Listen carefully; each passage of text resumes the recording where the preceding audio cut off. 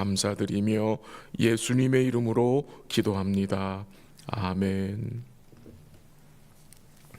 하나님의 말씀 요한복음 6장 60절에서 71절까지 한 절씩 교독하겠습니다. 60절 하나님 말씀입니다. 제자 중 여럿이 듣고 말하되 이 말씀은 어렵도다 누가 들을 수 있느냐 한데 예수께서 스스로 제자들이 이 말씀에 대하여 수군거리는 줄 아시고 이르시되 이 말이 너희에게 걸림이 되느냐 그러면 너희는 인자가 이전에 있던 곳으로 올라가는 것을 본다면 어떻게 하겠느냐 살리는 것은 영이니 육은 무익하니라 내가 너희에게 이른 말은 영이요 생명이라 그러나 너희 중에 믿지 아니하는 자들이 있느니라 하시니 이는 예수께서 믿지 아니하는 자들이 누구며 자기를 팔자가 누구인지 처음부터 아심이로라. 또 이르시되 그러므로 전에 너희에게 말하기를 내 아버지께서 오게 하여 주지 아니하시면 누구든지 내게 올 수 없다 하였노라 하시니라. 그때부터 그의 제자 중에서 많은 사람이 떠나가고 다시 그와 함께 다니지 아니하더라. 예수께서 12 제자에게 이르시되 너희도 가려느냐 시몬 베드로가 대답하되 주여 영생의 말씀이 주께 있사오니 우리가 누구에게로 가오리이까 우리가 주는 하나님의 거룩하신 자이신 줄 믿고 알았사옵나이다. 예수께서 대답하시되 내가 너희 12를 택하지 아니하였느냐 그러나 너희 중에 한 사람은 마귀니라 하시니 이 말씀은 가롯 시몬의 아들 유다를 가리키심이라. 그는 12 중에 하나로 예수를 팔 자로라. 아멘. 오늘 본문의 제목을 붙인다면 참 제자와 거짓 제자로 말할 수 있겠습니다. 남는 자들과 떠나는 자들, 참 제자와 거짓 제자들. 우선 거짓 제자들은 예수님의 말씀에 대하여 수군거렸습니다. 60절 다시 한번 읽어볼까요? 시작. 제자 중 여럿이 듣고 말하되 이 말씀은 어렵도다 누가 들을 수 있느냐 한되. 이 60절에서 우리가 뭘 생각하게 됩니까? 주님의 말씀을 받지 않는 제자들이 있었다는 말입니다. 그들이 주의 말씀을 받지 않는 이유는 이 말씀이 단순히 어려워서가 아니라 자기들의 생각에 예수님의 가르침이 맞지 않기 때문입니다. 그 60절에 나오는 이 말씀은 어렵도다. 이 어렵다는 이 단어의 의미는 참을 수 없다라는 의미가 포함되어 있습니다. 더 이상 듣는 것을 견디지 못하겠다. 못 견디겠다는 거예요. 왜 못 견딥니까? 더 이상 주님이 세상 떡을 주지 않고 하늘의 떡에 대해서만 말씀하시기 때문입니다. 예수님은 이미 이들의 마음을 알고 계셨습니다. 지금 이 예수를 따라온 이 무리들이, 이 제자들이 정말로 주님이 하시는 말씀이 이해가 되지 않았다면 어떻게 하면 됩니까? 순수하게 물어보면 되는 것입니다. 근데 그런 모습이 나타나지 않습니다. 이들은 제자라는 이름표만 붙이고 있을 뿐입니다. 이 수군거리는 제자들의 마음을 주님이 아시고 61절 마지막 부분에 보면 주님이 이렇게 묻습니다. 이 말이 너희에게 걸림이 되느냐?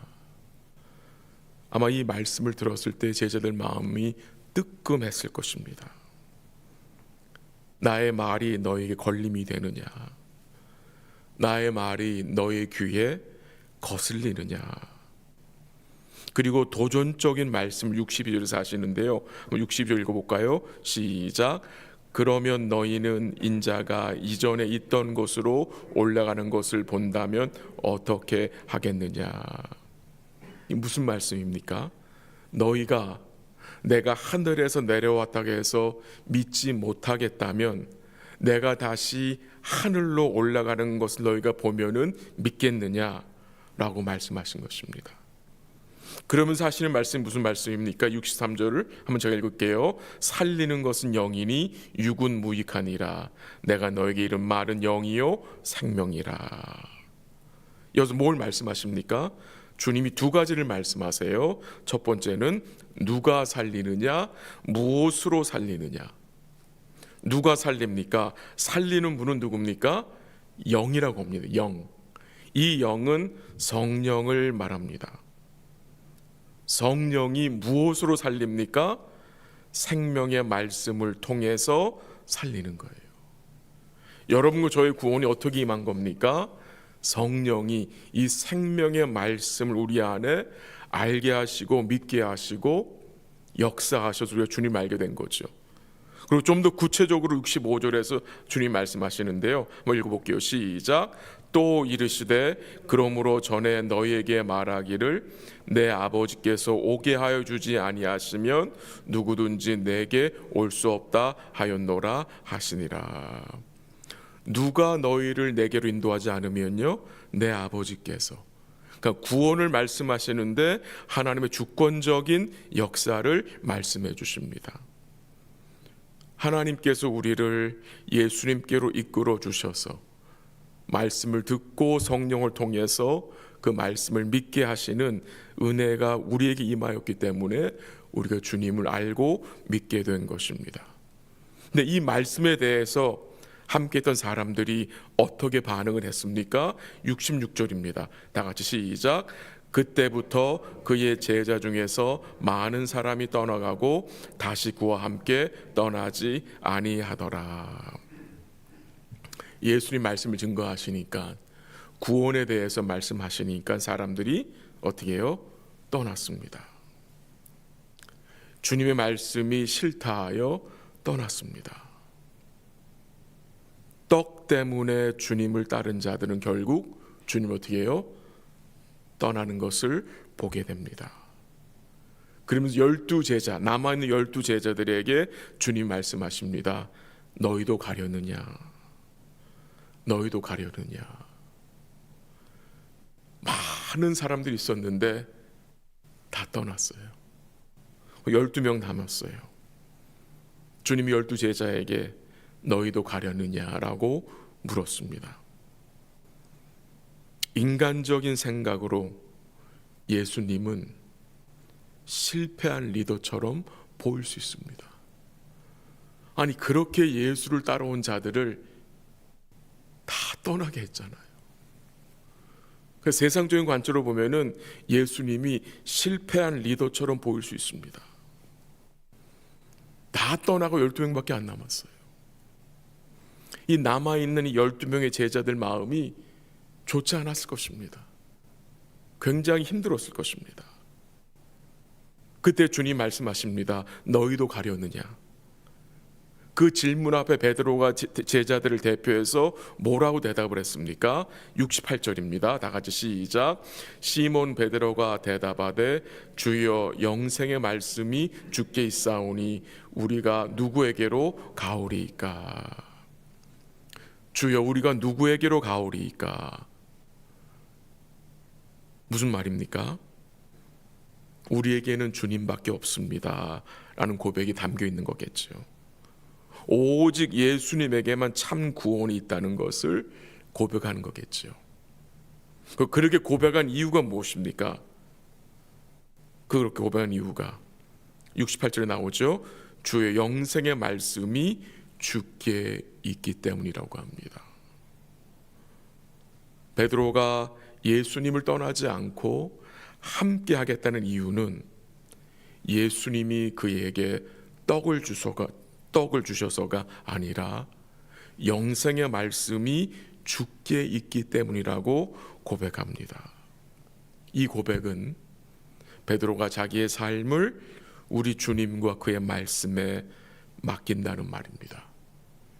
이것이 참 제자의 모습입니다. 많은 사람들은 무엇 때문에 떠났습니까? 말씀 때문에 떠났습니다. 주의 말씀이 싫어서 떠났습니다. 그러나 베드로와 그 제자들은 또 무엇 때문에 남습니까? 말씀 때문에 남는 것입니다. 베드로 고백했잖아요. 영생의 말씀이 주께 있기에 가지 않는다는 겁니다. 이 참 제자와 거짓 제자가 무엇으로 갈라지게 됩니까? 주의 말씀입니다.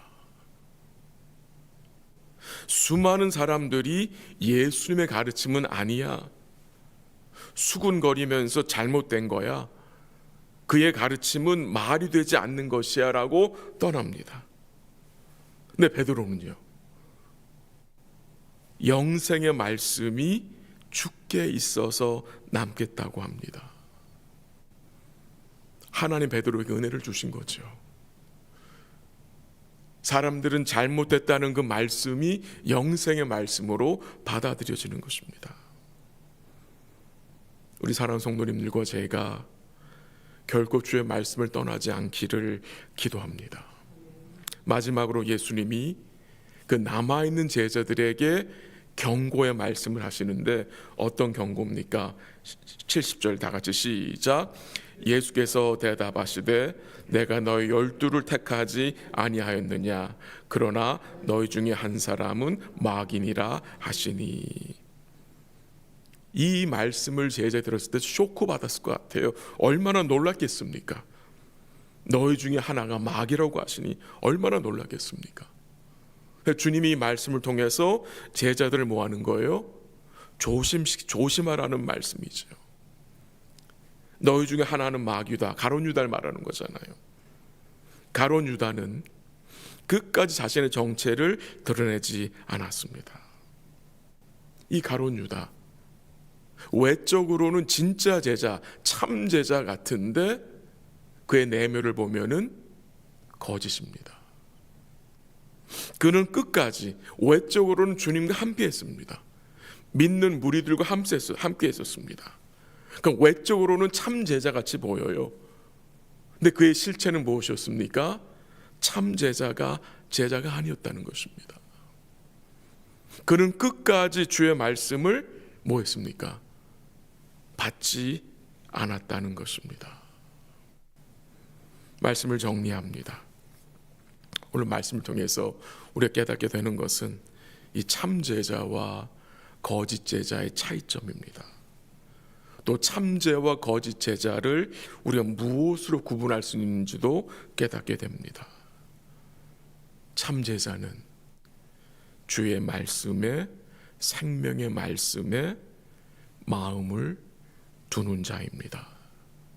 때로는 우리에게도 주의 말씀이 걸림이 될 때가 있습니다. 주의 말씀이 우리 마음속에 참 불편할 때가 있지 않습니까? 그때 우리는 어떻게 해야 합니까? 그 말씀의 자리를 떠나는 것이 아니라 우리 자신을 말씀으로 살피고 회개하고 주께 순종할 수 있는 은혜를 구하는 것이 참 제자의 모습입니다. 오늘도 생명의 말씀 앞에 나와 겸손한 마음으로 말씀을 듣고 또 간구하는 우리 사랑하는 모든 성도들에게 우리 주님의 크신 은혜와 평강이 함께 하시기를 간절히 기도합니다. 기도하겠습니다. 하나님 아버지 감사합니다. 우리를 예수님께로 이끌어 주시고 영생의 말씀을 듣고 믿게 하심을 감사합니다. 우리가 부족하지만 주의 은혜 의지하여 말씀 안에 거하기를 기도하고 또 주를 힘입어 살기 원하오니 부족한 우리들을 주께서 인도하여 주시옵소서. 우리 주님의 참된 제자로 살기 원하오니 은혜와 긍휼을 베풀어 주옵시고 우리 사랑하는 모든 성도들 온 교회가 주의 말씀 안에 풍성히 거할 수 있도록 도와 주시옵소서. 때로는 주의 말씀이 우리 마음에 걸림이 될 때가 있습니다. 말씀이 무거울 때가 있습니다. 그럴 때마다 우리의 겸손한 마음을 주시고 말씀 가운데 우리의 자신을 살피고 또한 회개하고 그 말씀을 믿음으로 순종할 수 있는 은혜까지 주님이 허락하여 주시옵소서. 또 이 아침에 믿음으로 간구하며 주를 바라보는 모든 성도들의 간구를 응답하여 주시고 기도하는 가운데 주의 넘치는 은혜와 평강과 위로가 우리 사랑하는 성도의 심령 속에 충만히 임할 수 있도록 도와 주시옵소서. 어렵고 힘든 성도들을 기억하시고 또 수술 후 회복 중인 성도들을 주님이 붙들어 주셔서 마음의 용기와 평안을 더하시고 회복의 은총으로 함께하여 주시옵소서. 모든 것을 주께 감사드리며 예수님의 이름으로 기도합니다. 아멘. 기도하시다가 돌아가시기 바랍니다.